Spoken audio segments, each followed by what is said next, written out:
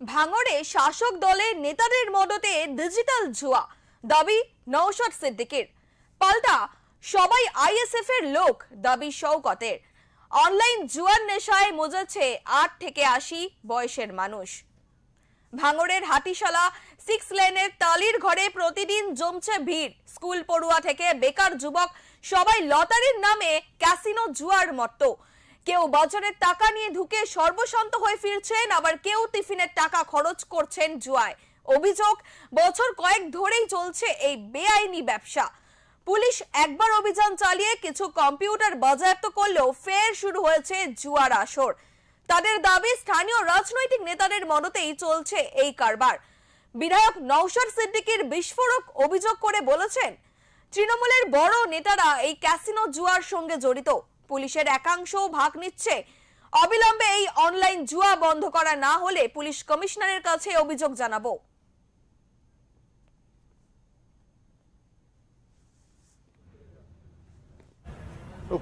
এইটা যারা তৃণমূলের ছত্রছায়া থেকে তৃণমূলের তাবড় নেতা এই ক্যাসিনোর সাথে যুক্ত আছে, আমার কাছে খবর আছে যে তারা যদি ইমিডিয়েট ওগুলো বন্ধ না করে আমি কলকাতা পুলিশের যিনি সিপি সাহেব আছেন তাকে জানাবো। সেখানে না হলে পরবর্তী কি পদক্ষেপ নেওয়া যায় সেটা দেখবো। তবে আশা করছি সিপি সাহেবের কাছে খবর জানালে এটা বন্ধ করবে, কারণ এগুলো মেনে নেওয়া যায় না।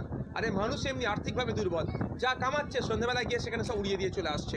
আর এই উড়ানোর টাকাটা তৃণমূলের নেতারা একটা অংশ নিচ্ছে, আর পুলিশের একটা অংশ এই টাকাটা থেকে ভাগ নিচ্ছে। সব পুলিশ নয়, একটা অংশ পাচ্ছে, সেটাকে বন্ধ করতে হবে।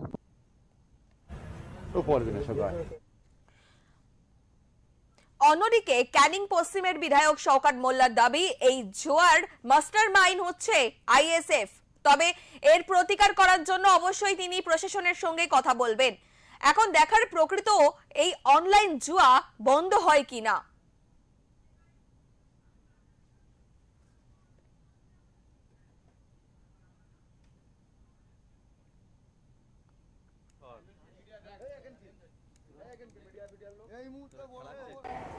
নিজের চরিত্রকে ঠিক করে অন্যকে দোষ দেবে, নিজের লোকজন কি করছে আগে দেখুন। কারোর নামে এআই পিকচার করে পোস্ট করছে, কারোকে জারজ সন্তান বলে গালাগালি করছে, কারোর কলা গাছের বাগান রাতের অন্ধকারে কেটে দিচ্ছে, কারোর লম্বু গাছের বাগান আজকে রাত্রে কেটে দিয়েছে। এরপরে লজ্জা করে না এই ধরনের কথাবার্তা বলতে। আমি বিষয়টা ডিসির সঙ্গে ডিসি সাহেবের সঙ্গে কথা বলবো বা আবাসিকদের সঙ্গে কথা বলবো। নিশ্চিন্তা থাকুন, এটা এর প্রচেষ্টা আমরা করবো, এটা নিয়ে কোনো সন্দেহ নেই। আমরা অন্যায়কে কখনো এবং খারাপ বিষয়কে কখনো সমর্থন করি না।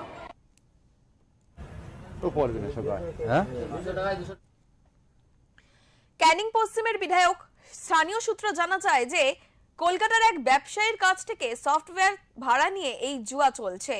কিভাবে প্রশাসনের চোখকে ধুলো দিয়ে এই অনলাইন জুয়া, প্রশ্ন কিন্তু এলাকাবাসীর।